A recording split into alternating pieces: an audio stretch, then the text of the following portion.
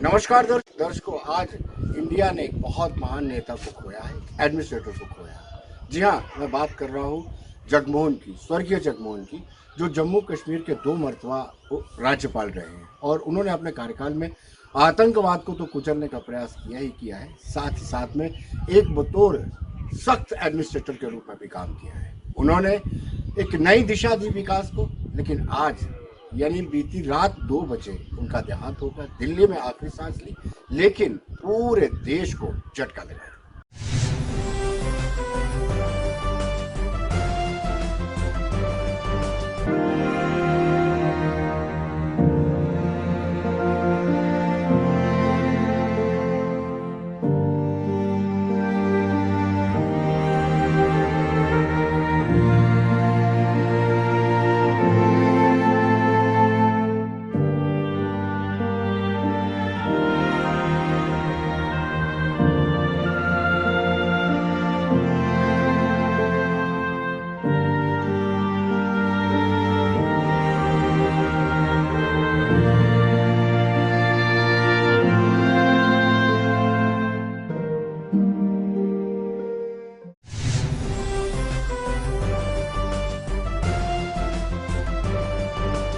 श्री जगमोहन जी के निधन के ऊपर मैं यही उनको श्रद्धांजलि दूंगा कि जम्मू कश्मीर के लोग हमेशा जगमोहन जी को याद रखेंगे। जब वो जम्मू कश्मीर के गवर्नर थे, उनका एक बेहतरीन टेन्योर रहा। जम्मू कश्मीर में एक अच्छे एडमिनिस्ट्रेटर के तौर पे जम्मू कश्मीर को नए रास्ते पे लाने के लिए उन्होंने उस टाइम पे बहुत काम किया। उसके बाद उन्होंने देश में एक एज ए पॉलिटिशियन देश में नई चीज़ें आगे लाने के लिए फ्रंट फुट पे रहे। एक बहुत ही इम्पोर्टेंट इंसान जो आज जिनको देश ने खोया है, पूरा देश उनको याद रखेगा और स्पेशली जम्मू कश्मीर के लोग जगमोहन साहब को हमेशा याद रखेंगे। और हम उनके परिवार को, पूरे देश आज इस सदमे में है कि एक हमने बहुत इम्पोर्टेंट इंसान को खोया है।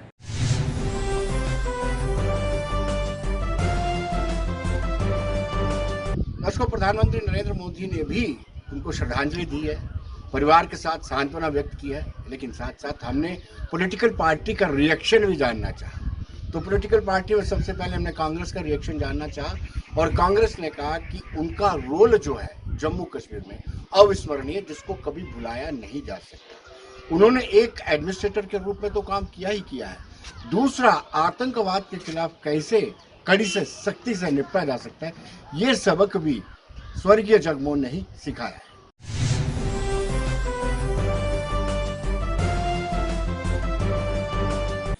बहुत ही दुखद खबर है कि रियासत के साबका राज्यपाल श्री जगमोहन जी नहीं रहे। बहुत ही शानदार किस्म के शख्सियत, जिन्होंने जम्मू कश्मीर में एक इतिहास बनाया, एक बहुत ही अच्छे उम्दा एडमिनिस्ट्रेटर, जिन्होंने करप्शन पे रोक लगाई, कुशासन दिया और उन्होंने बताया कि एक गवर्नर वो किस तरह से रियासत को चला सकता है।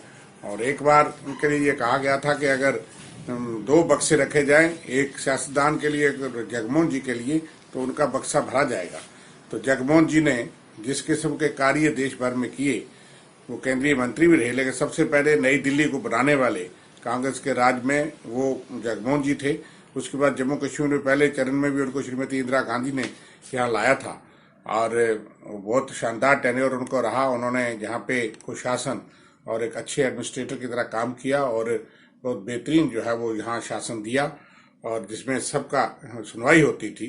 और दूसरा तरफ में यही वजह थी कि जब टर्माइल हुआ और उस वक्त के गृह मंत्री थे मुफ्ती सैयद, उस वक्त उन्होंने उसको चूज करके जम्मू कश्मीर में गवर्नर लगाया।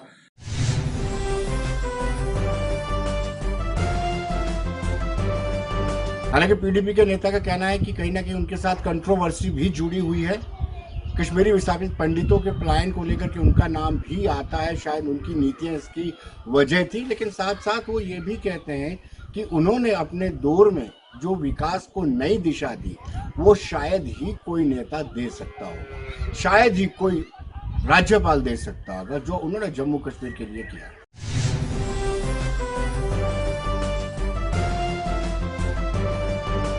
देखिए जी, गवर्नर जगमोहन साहब का जो कल इंतकाल हुआ है उसके बारे में अगर कुछ कहा जाए तो मैं समझता हूं कि इस थोड़े से वक्त में बहुत कम है। जम्मू एंड कश्मीर में जगमोहन साहब का यादों का उनकी जो कारनामे उनकी फहरिस्त बड़ी लंबी है। जितने वो अच्छे एडमिनिस्ट्रेटर माने जाते थे इतने ही वो कंट्रोवर्शियल भी माने जाते थे, यहां जो बाय एंड लार्ज लोगों का मानना है, क्योंकि एक्शन करने से बहुत सारी ज्यादतियां भी होती थी।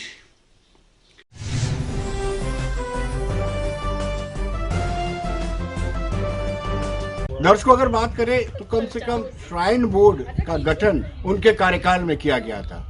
स्वर्गीय जगमोहन के कार्यकाल में ही श्राइन बोर्ड का गठन किया गया था। हालांकि उसके बाद वारीदार वो काफी नाराज थे, ये अलग बात है, लेकिन सदाकत यह सच्चाई यह है कि बोर्ड का गठन हुआ, विकास हुआ। आज जो माता वैष्णो देवी श्राइन बोर्ड में श्रद्धालु आते हैं तो उनको लगता है कि कितना विकास बोर्ड के कारण हुआ है। ये श्रेय भी स्वर्गीय जगमोहन को जाता है।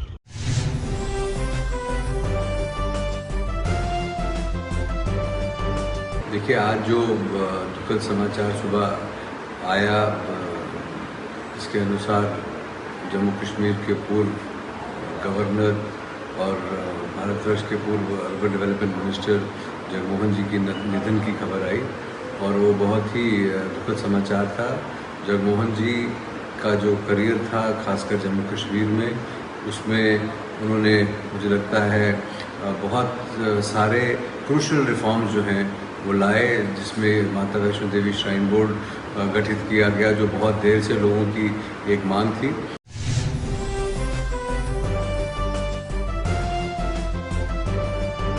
दर्शकों, बीजेपी ने भी उनको श्रद्धांजलि दी और कहा कि ऐसा नेता, इस नेता के जाने से, इनके नेता के निधन से, ऐसे नेता के देहांत से कहीं ना कहीं सेटबैक पहुंचा है। सिर्फ एक जमात को नहीं पहुंचा है, पूरे देश को ये झटका लगा है कि जगमोहन जैसे अच्छे एडमिनिस्ट्रेटर, ऐसे व्यक्तित्व जो एक अच्छे प्रशासक है, सख्त प्रशासक के रूप में काम करते थे, उनका नुकसान जो है पूरी इंडिया को हुआ।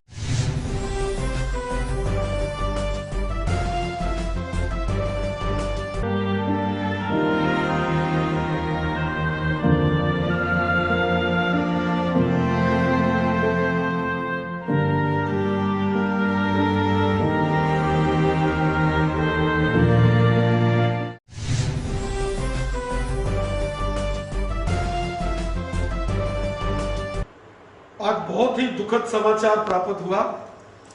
भारतीय जनता पार्टी के बड़े दिग्गज नेता और 2 बार जम्मू कश्मीर के गवर्नर रहे परम श्रद्धेय जगमोहन जी का स्वर्गवास हो गया। उनके स्वर्गवास से पूरे भारत के अंदर और विशेषकर जम्मू कश्मीर के देशभक्त लोगों के मन में बहुत ही दुख हुआ। श्री जगमोहन जी भारतीय राजनीति के वो कद्दावर नेता थे जिन्होंने पूरी ईमानदारी के साथ, पूरी निष्ठा और कर्मठता के साथ अपनी कर्तव्य परायणता को पूरा किया। उस हालात में जब जम्मू कश्मीर के अंदर आतंकवाद चरम सीमा पर था, वो जम्मू कश्मीर के 2 बार राज्यपाल बने और उन्होंने उस अपने कार्यकाल के दौरान यहां आतंकवादियों, अलगाववादियों और पाकिस्तानी मानसिकता के देश दुश्मन ताकतों पर जबरदस्त प्रहार किया। वहीं श्री माता वैष्णो देवी श्राइन बोर्ड का गठन स्वर्गीय जगमोहन जी ने स्वयं किया।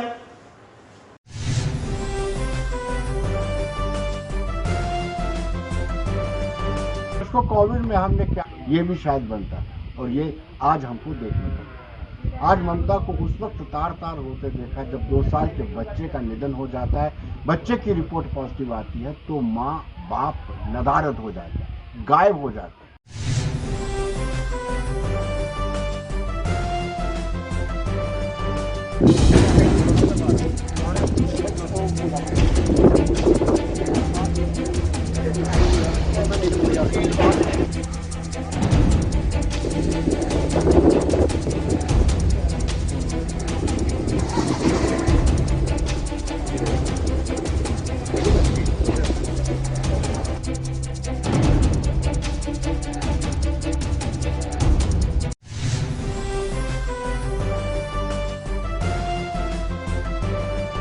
हम अब कुछ देर के बाद यहाँ से बच्चे को लेकर जाएंगे, उसका पूरे रीति रिवाज से संस्कार करेंगे।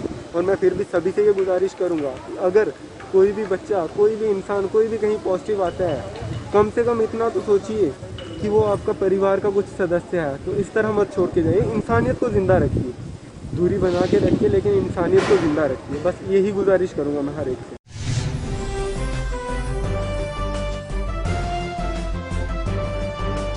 दर्शकों, एसएमजीएस के MS medical superintendent doctor Dara Singh का कहना है कि हम संपर्क साधने का प्रयास कर रहे हैं।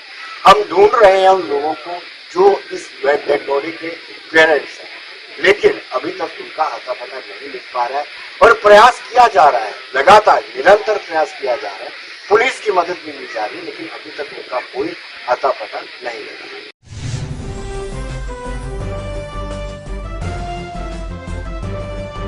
क्या ऐसा है कि अभी तक वो डेड बॉडी जो है मार्चरी में पड़ी है, मेडिकल कॉलेज की मार्चरी में। अभी तक कोई पेरेंट्स, कोई रिलेटिव ट्रेस नहीं हुए हैं, पुलिस लगी हुई है। मेरी अभी नोडल अफसर कोविड के जो डॉक्टर भारतभूषण है मेडिकल कॉलेज के, उनसे बात हुई थी कि अभी तक स्टेटस को है। अब हमने पुलिस को कंप्लेंट दी हुई है, 72 आवर्स तक हमें वेट करना होता है। उसके बाद NGOs की बहुत सी कॉल आ रही है, फिर administration in coordination with NGOs उसका लास्ट राइट्स करेगी।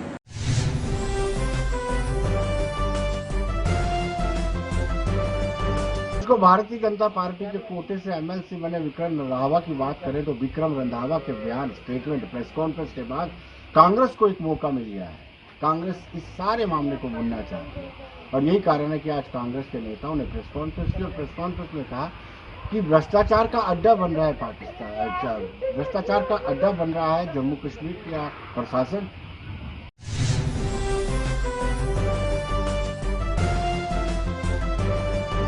हम में से कोई भी व्यक्ति जो है ना तो चोर है ना हम पेनल्टी भरेंगे। हाँ, हमने एक तय कर लिया है, अगर एक हफ्ते के अंदर अंदर इस पेनल्टी को सेटल नहीं किया गया, इसको वेवर नहीं किया गया, हम एक हफ्ते के अंदर अगले सोमवार को 10 तारीख को सभी स्टोन क्रशर वाले अपने परिवार के साथ DMO के दफ्तर के बाहर आत्मदाह करेंगे। तो जितेंद्र सिंह जवाब देगा।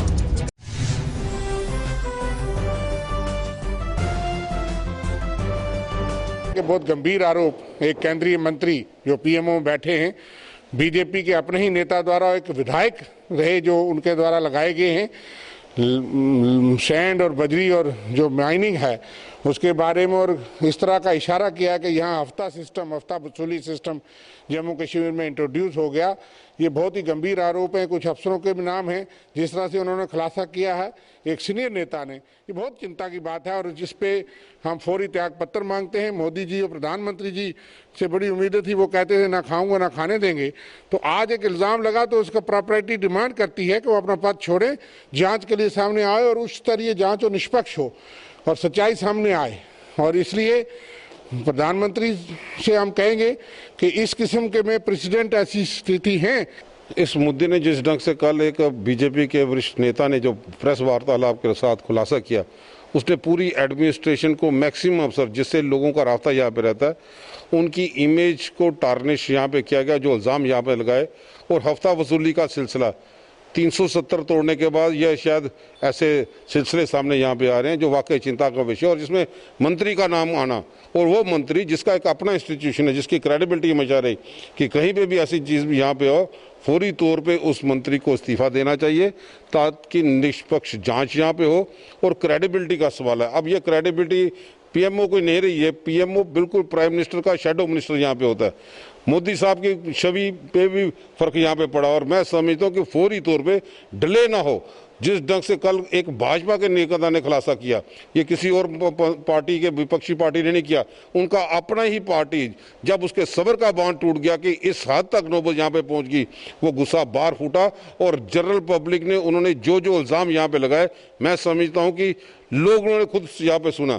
आज चौराहे पे चर्चा नहीं, हर घर में चर्चा है कि भाजपा के कौन से भ्रष्ट मंत्री यहाँ पे आ गए। सबसे ज्यादा करप्शन का अड्डा इन लोगों ने यहाँ पे बनाया, और मैं समझता हूँ कि 7 साल हो गए यहाँ पे, लोग त्राही त्राही यहाँ पे कर रहे हैं।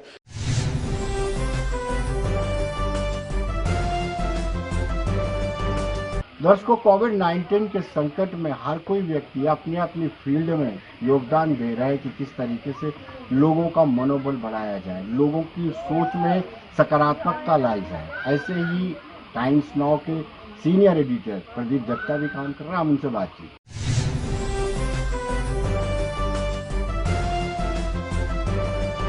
तो दर्शकों, जैसे हम आपको बता रहे थे कि कहीं ना कहीं हर फील्ड में हर एक व्यक्ति अपनी तरफ से कंट्रीब्यूट कर रहा है कि इस पेंडेमिक में कैसे लोगों की जानें बचाई जाए। लगातार मामले बढ़ रहे हैं और जैसे मैं बार बार कह रहा हूँ, वक्त इम्तिहान ले रहा है और कड़ा इम्तिहान है। इसमें संयम बरतना बहुत जरूरी है। मैं बात कर रहा था, हर फील्ड में हर सेक्शन के लोग कोशिश कर रहे हैं कि अपनी तरफ से जितना कंट्रीब्यूट हो सके उतना किया जाए। अब मैं बात कर रहा हूँ प्रदीप दत्ता की, जो टाइम्स नाउ के सीनियर एडिटर। प्रदीप जी, आपका स्वागत है। Thank you Vinod ji for inviting me. Well Pradeep ji, आप पॉजिटिव हुए, फिर नेगेटिव हुए, फिर जद्दोजहद, फिर समाज में आपका कंट्रीब्यूशन, कुछ आपने गाने गाए, कुछ गाने लिखे, कैसी ये भावना जागी आप में? देखिए विनोद जी, ऐसा है कि मैंने एक चीज देखी इस कोरोना में, मैं मानता हूं कि ये 3 पी जो है ये बहुत इंपॉर्टेंट है। एक पी जिसका मतलब है कि पॉजिटिव माइंडसेट, आपका माइंडसेट हमेशा पॉजिटिव रहना चाहिए। दूसरा पी प्रोटेक्शन, जो कि इस समय मैं जब आपसे बात कर रहा हूं तो मेरा चेहरा बिल्कुल बंद है। ये प्रोटेक्शन हर एक के लिए जरूरी है, मास्क लगा के रखना, क्योंकि ये कभी भी वायरस आपको अटैक कर सकता है, कब तक आप डॉज करेंगे। और तीसरा जो पी है वो कहते हैं कि प्रेयर्स, अपने लबों पर जो प्रेयर्स होगी आपके, और वही आपकी नैया जो है पार लगाएगी। यानी कि प्रेयर्स, पॉजिटिविटी एंड प्रोटेक्शन होगी तो आप अपने आप को कोरोना से बचा सकते हैं। तो मुझे लगा कि ये पॉजिटिविटी खाली आपको अपने तक महदूद नहीं रखनी, ये पॉजिटिविटी जो है बाकियों को भी देनी है, क्योंकि बड़ा ही ग्लूमी टाइम है। देखिए, जो तस्वीरें जब आप टीवी ऑन करते हैं तो तस्वीरें जो आती हैं वो भी बड़ी आपको डरा धमका सी देती हैं। तो मुझे लगा कि ऐसी मुश्किल घड़ी में अगर आप कुछ नहीं कर सकते तो एटलीस्ट आप पॉजिटिविटी तो बांध सकते हैं। अपने आप को पॉजिटिव रखिए, समाज को पॉजिटिविटी देते रहिए, और मेरे ख्याल से अगर एक पॉजिटिव वातावरण होगा तो बहुत इंपॉर्टेंट हो जाएगा हमारे लिए कि हम इसमें हमें शक्ति मिलेगी किस तरीके से हम कोरोना को हरा सकें, क्योंकि ये एक इनविजिबल एनिमी है। देखिए विनोद जी, मैं आपको भी मालूम है कि हम कॉन्फ्लिक्ट कवर करते हैं, आप भी रिपोर्टिंग करते रहे हैं। मोस्टली क्या रहा है कि जम्मू कश्मीर में जब आप कॉन्फ्लिक्ट कवर करते हैं तो एक विजिबल एनिमी हमें अक्सर नजर आता है, तो सरहद पर हम जाके बहुत सारी रिपोर्टिंग करते हैं। लेकिन पहली बार ये हमने देखा कि एक इनविजिबल एनिमी है जिससे हम डील कर रहे हैं, और इस इनविजिबल एनिमी को डील करने के लिए आपके पास सबसे बड़ा जो हथियार है दैट इज मेंटल वेलबींग के लिए, दैट इज पॉजिटिविटी। और मैं उसी हथियार को अक्सर इस्तेमाल करता हूं अपने शब्दों के जरिए, और मैं चाहता हूं कि मैं वो पॉजिटिविटी बिखेर दूं। मैं कहीं जाके गाना गाता हूं, लाइक जैसे कि लॉकडाउन के दौरान लास्ट ईयर भी हमने ऑर्फनेज में देखे बच्चे थे काफी देर से बंद थे, तो हमने अपने आप को भी पूरा प्रोटेक्ट रखा। तो वहां गए और वहां हमने उनको एक तो उनके साथ खाने का बंदोबस्त जो किया हुआ था, उन्होंने बैठ के उनके साथ खाना खाया, सोशल डिस्टेंसिंग मेंटेन रखी, वो बहुत इंपॉर्टेंट है।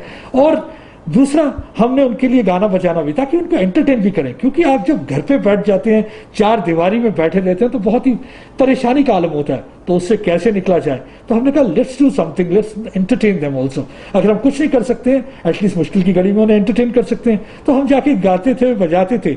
जरूरी नहीं है कि आपको एक सिंगर होना है, जरूरी नहीं है कि आपकी आवाज किशोर कुमार जैसी हो, बट आपके अंदर जज्बाए जुनून हो, क्योंकि कहते हैं सोशल डिस्टेंसिंग रखिए, लेकिन इमोशनल कनेक्ट जो है वो बहुत जरूरी है, अपनों के साथ, अपने भारतवासियों के साथ, अपने जगह रियासत के लोगों के साथ, यूटी के लोगों के साथ। एक अगर वो सोशल कनेक्ट, वो जो इमोशनल कनेक्ट होगा, तो मेरे ख्याल से आप बहुत सारी चीजें चेंज कर सकते हैं। प्रदीप जी आपने बिल्कुल ठीक कहा, ट्रिपल भी बड़ा अच्छा एग्जाम्पल दिया। क्या एस उसमें ऐड हो सकता है, स्पिरिचुअलिटी, क्या ये भी एक फैक्टर है इस वक्त में जब आदमी पॉजिटिव होता है और चीजें आजू बाजू में नेगेटिव होती हैं? क्या उस वक्त आध्यात्मिक होना भी जरूरी है? देखिए, हमारी पॉजिटिविटी जो है ना, ये छोटी सी, मतलब ये आपके अगर ये ऐसा हम सोचने लग जाएंगे, ये वही बात होगी। कहते हैं कि एक राजा था, उन्होंने कहा कि मुझे तालाब जो है वो दूध का चाहिए, आप हर एक आके दूध का कटोरा उसमें डाल दीजिए। अगर हम ऐसा सोचने लगेंगे कि मेरे उस दूध के कटोरे से क्या होगा जहां सारा तालाब पानी का है, तो कोई भी दूध का कटोरा नहीं डालेगा। और जब दूसरे दिन राजा आके देखता तो दूध वो तालाब बिल्कुल वैसे के वैसा ही था। तो मुझे लगता है ऐसी सोच हमें बिल्कुल नहीं रखनी है। हमें जो भी है, बूंद बूंद से तालाब बनता है, इसलिए मैं अपनी कंट्रीब्यूशन करूंगा, बाकी कोई किसी और तरीके से करेगा। आप देखिए जम्मू में ही आप देख लीजिए कितनी अच्छी पॉजिटिव स्टोरीज देखने को मिलती हैं। कोई है वो ऑक्सीजन दे रहा है, कोई है वो खाना बना रहा है, कोई है वो मास्क बांट रहा है, कोई है उसने अपने घर में जो वैन है उसकी, जिसमें आज तक जब से उसने खरीदी है मेरे ख्याल से उसके बच्चे कभी सैर करने नहीं गए, वो वैन एम्बुलेंस की तरह यूज हो रही है। और आजकल उसने उसे ऑक्सीजन भी फिट कर दिया ताकि कोई भी कोरोना का पेशेंट होगा उसे एक जगह से दूसरी जगह ले जा सके, वो अस्पताल ले जा सके उसे, ताकि इलाज मिल पाए। तो ऐसे शख्स को देख के इंसान को एक नई उम्मीद जगती है, और मेरे ख्याल से ये उम्मीद जगानी है। इसमें मैंने कुछ लिखा है, मैंने रिसेंटली वो पोस्ट किया था और बहुत ही अच्छा मुझे रिस्पॉन्स भी मिला था। मैं वो आपके साथ वो पंक्तियां शेयर करना चाहूंगा। हार नहीं मानूंगा, जीत के ही ठानूंगा। हार नहीं मानूंगा, जीत के ही ठानूंगा, रूठे रब को मना के ही मानूंगा। रब जो हमसे नाराज हो गया कि रूठ गया है, तो उसको मनाने की बात करता हूं। दुआओं में शक्ति है, घर सच्ची भक्ति है, मान जाएगा यार वो, आखिर बख्शनहार वो। फॉरगिवर है रब, भूल जाता है, हम ही शायद भरोसा नहीं करते उसमें। एक बार उसे मांग के तो देखें, देखिए कैसे वो देता है। बस थोड़ा धैर्य धर, हिम्मत न हार शूर्यवर, इम्तिहान खत्म हो जाएगा, फिर उभर कर तू आएगा। ये इम्तिहान की घड़ी है, बस थोड़ा सा पेशेंस रखने की जरूरत है। जहां प्रेयर्स है, प्रोटेक्शन है, पेशेंस है और पॉजिटिविटी, ये सब मिलके इस कोरोना काल में तू ये मुसाफिर ठान ले, जितना तू उसके करीब जाएगा उतना अपनों को करीब पाएगा। माना मुश्किल घड़ी है, लगी आंसू की छड़ी है, जिसने लिया वो दे जाएगा, हर चेहरा फिर मुस्काएगा। मतलब फिर से आपको वो खुशी, वो चेहरे पे मुस्कान दिखेगी। रब को हर पल याद कर, बस एक ही फरियाद कर, दोहराएंगे ना फिर कभी, सारी गलतियां माफ कर। छोड़ गिरते कहना साथ तू, पकड़ दूसरों का हाथ तू, हर मददगार की मदद को खुदा आएगा। लेता है इम्तिहान वो, जगाए सोए इंसान वो, तुमको भी उठा दिया। देखिए गलतियों उस पर रुला दिए, जो तुमने गलतियां करी थी उस पर रुला दिया, थोड़ी देर के लिए रुला दिया, लेकिन कहते हैं कि no storms last forever. कोई भी ऐसा तूफान नहीं है जो हमेशा के लिए रहेगा। भटक गया था राह से, कारनामे तेरे थे स्याह से, छल कपट का साथ था, गुनाह में लिपटा दिन रात था। आज जब तुमने मान लिया, गलती कर पकड़ कान लिया, तेरी मदद को रब आएगा, कोरोना का वध कर जाएगा। फिर से खुशियों के सजेंगे मेले, फिर से रंगीन होंगे वेले। एक ही आत्मविश्वास, एक ये दृढ़ निश्चय अपने अंदर हम लेके चलें। मुझे लगता है कि आप उसके अंदर भी, दूसरे के अंदर भी वो आत्मविश्वास पैदा कर देंगे। मुझे पूरा यकीन है जो आज आपका वीडियो जर्नलिस्ट भी मेरे साथ बैठा होगा, वो सुन के पल भर के लिए मैं उसके अंदर भी वो बीज बो दिया होगा, वो भी एक पॉजिटिविटी लेके जाएगा। आप सुन रहे हैं तो आप भी पॉजिटिव होंगे। तो जब आप पॉजिटिव बात करते हैं ना, तो एक वातावरण वैसा क्रिएट होता है, एक रिपल इफेक्ट होता है, आप एक वाइब्स क्रिएट करते हैं। मुझे लगता है कि यही एक जरूरत है। आप सोचिए वो लोगों का जो ऑक्सीजन के लंगर लगा रहे हैं, उस टाइम पे जो घर से बाहर नहीं निकलते, वो निकल रहे हैं। हम देखिए रिपोर्टिंग करते हैं, हर दिन सुबह अरदास करके निकलते हैं, शाम को ठीक तरह से। जी प्रदीप जी, हम दोनों सिक्के के दोनों पहलू हमारे लिए दिखाना बड़ा जरूरी रहता है एक जर्नलिस्ट के लिए, लेकिन हम वो सिक्के का वो पहलू कम दिखा रहे हैं जिसमें पॉजिटिविटी नजर आती है। जैसे कोई खाना घर से बनाकर दे रहा है फ्री ऑफ कॉस्ट, कोई ऑक्सीजन के सिलेंडर दे रहा है, कोई जैसे आपने कहा वैन। क्या आपको लगता है कि थोड़ा सा नजरिए में बदलाव करना चाहिए, पॉजिटिविटी भी दिखानी चाहिए? बहुत जरूरी है। अब देखिए मैं अपने घर की बात बोलता हूँ कि मेरे वालिद साहब हैं, जब भी मैं जाता हूँ टेलीविजन देख रहे हैं, खबर देख रहे हैं, तो मुझे कई बार लगता है कि इट्स बिकम्स वेरी डिप्रेसिंग। आप 24 घंटे कोरोना, क्योंकि आज सबसे बड़ी खबर यही है पूरे देश में, जहां जब बात कोरोना की हो रही है कैसे बचना है। लेकिन अगर 24 घंटे आप उन्हीं लाशों की तस्वीरें देखेंगे, वो क्रिमेशन ग्राउंड की तस्वीरें देखेंगे, हालांकि देखिए मैं वेस्टर्न मीडिया को भी क्रिटिसाइज करता हूं इस बार। वेस्टर्न मीडिया कितनी बड़ी बड़ी बातें करता था, हमें कितने वो हमें मतलब की प्रीचिंग करते हैं कि ऐसे नहीं होता। आज कहां गए उनके वो एथिक्स, किस तरीके से वो देखिए लाशें दिखा रहे हैं। मतलब कि कोई भी चीज उनको पॉजिटिव नजर नहीं आ रही। हमारे भारत में जो हमारी जो शक्ति है, हमारी शक्ति, हम जरूर लड़ते रहे होंगे आगे पीछे, लेकिन जब जब हमारे पे कोई प्रॉब्लम आई है, जब जब हमारे पे कोई तूफान उमड़ा है, जब जब कोई परेशानी है, हर भारतीय एक हो गया है। और आज भी आप देखिए, सरकारें जरूर फेल हुई हैं, लेकिन जो हमारे लोग हैं उन्होंने एक दूसरे का हाथ थाम लिया है। वही मैं कह रहा हूं ना, एक इमोशनल कनेक्ट एक भारतीय का दूसरे भारतीय के साथ। और आपने विनोद जी बहुत ही अच्छा किया जो आप इस एस्पेक्ट को हाईलाइट कर रहे हैं। मेरी भी छोटी सी यही कोशिश रहती है। देखिए, बाकी चीजें तो हम बता रहे हैं कि कितनी मुश्किलें हैं, बट इंपॉर्टेंट क्या है? इंपॉर्टेंट यह है कि पॉजिटिविटी भी बतानी है। देखिए, मेंटल वेलबींग मुझे कभी रियलाइज नहीं हुआ। मुझे उस टाइम पता लगा जब मुझे खुद कोरोना हुआ और मैं 14 दिन के लिए कमरे में बंद था। तो आपको पता है, मुझे कमरे में वो जो दीवारें थी ना, वो दीवारों को मैंने दोस्त बना दिया। मैं दीवारों से बातें करता था। तो व्हाट टू डू? जब आप कमरे में बंद हो जाते हैं, 10 बाय 10 के कमरे में आप बंद हैं, ठीक है आपको खाना मिल रहा है, लेकिन आपको इतनी एक टाइम पे परेशानी होती है कि आपको ब्रेथलेसनेस फील होती है। ब्रेथलेसनेस से ज्यादा आपको एंजाइटी होती है, डिप्रेशन होता है। तो क्या करेंगे? अगर आप किसी भी सिचुएशन में हैं, उस सिचुएशन से आपने लड़ना है पॉजिटिवली। अब देखिए, मैं डिप्रेशन में चला जाऊं तो और परेशानी है, कुछ फायदा नहीं होगा उससे। करो क्या? कोई तरीका ढूंढना है। Why not start singing? मैं आपको बताता हूं कि ऐसे ही मैंने दीवारों से बातें करना शुरू किया। As if they were my friends, I was interacting with them. मुझे ऐसे लगता था जैसे मैं अपने परिवार के सदस्य से बात करता था। आपको पता है, घड़ी से मुझे दिन पता नहीं लगते थे। मुझे कैसे पता लगता था? आज मैंने 2 टेबलेट खा ली, मतलब कि अब 4 बज गई आज, यानी कि मुझे 1 दिन निकल गया। अब इस तरह मेरा डोजेज पूरा हो गया 3 दिन। मतलब कि टेबलेट के जो पत्ते थे ना, वो जैसे जैसे खत्म होते जा रहे थे, तो मेरी खुशी का एहसास भी बढ़ता जा रहा था कि हाँ, मेरे दिन अच्छे निकल रहे हैं, मेरे वो जो कोर्स है वो कंप्लीट होता जा रहा है। तो आप देखिए, आपने पॉजिटिव सोचना है। वैसे ही हम जाके, जैसे कि आप बच्चों के उधर गए, तो मुझे याद है कि हम एक ऑर्फनेज में गए, तो जब बच्चे कहने लगे कुछ थोड़ा सा एंटरटेनमेंट हो जाए, because I found that the gloomy faces, इतने खूबसूरत चेहरे मुरझाए से हैं। तो मुझे याद है कि कुछ हमने चंद मैं गा के आपको सुना दूंगा थोड़ा सा। एक दो हमने उधर गाया। किसी की मुस्कुराहटों पे हो निसार, किसी का दर्द मिल सके तो ले उधार, किसी के वास्ते हो तेरे दिल में प्यार, जीना इसी का नाम है। रिश्ता दिल से दिल के एतबार का, जिंदा है हम इसे नाम प्यार का। रिश्ता दिल से दिल के एतबार का, जिंदा है हम इसे नाम प्यार का। कि मर के भी किसी को याद आएंगे, किसी के आंसुओं में मुस्कुराएंगे, कहेगा गुल हर कली से बार बार, जीना इसी का नाम है, जीना इसी का नाम है। जो प्रदीप, आखिरी सवाल आप जी, समय का अभाव है, आखिरी सवाल आप उनको क्या कहेंगे जो पॉजिटिव आए हैं? उनके परिवार वालों से आप क्या संदेश देंगे? उनको क्या संदेश देना चाहेंगे इस संकट की घड़ी में, जब एक परिवार का सदस्य पॉजिटिव आ जाता है, या कई बार तो पूरे के पूरे सदस्य ही पॉजिटिव आ जाते हैं? उनको क्या संदेश देना? हिम्मत मर्दा मर्द खुदा। पॉजिटिव आने का मतलब समझ लीजिए कि ये बस एक ही डिफरेंस है। समझ लीजिए जैसे आपको इन्फ्लुएंजा होता था, कोल्ड होता था, वैसे ही कोरोना हुआ है।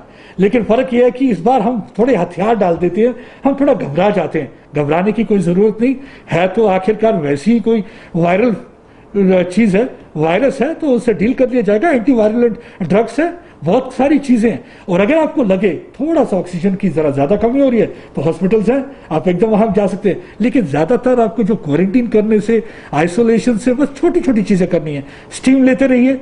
फैटी एसिड जो है, जो आपका राइबोन्यूक्लिक एसिड है, उसको डिस्ट्रॉय करता है। तो इसका मतलब कि आप कोकोनट ऑयल थोड़ा सा नाक के अंदर डाल दीजिए, स्टीम करिए, पॉजिटिव रहिए, प्रेयर्स करिए, गाने सुनते रहिए, एंड यू विल डू। और सबसे इंपॉर्टेंट चीज है वैक्सीनेशन।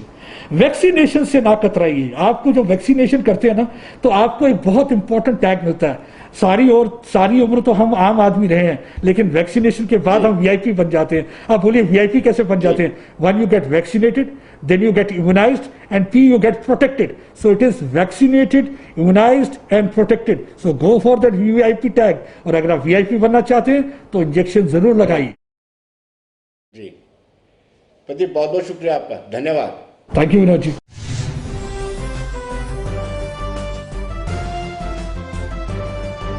बने रहिए देश दुनिया की खबरों के लिए और मुझे दीजिए इजाजत।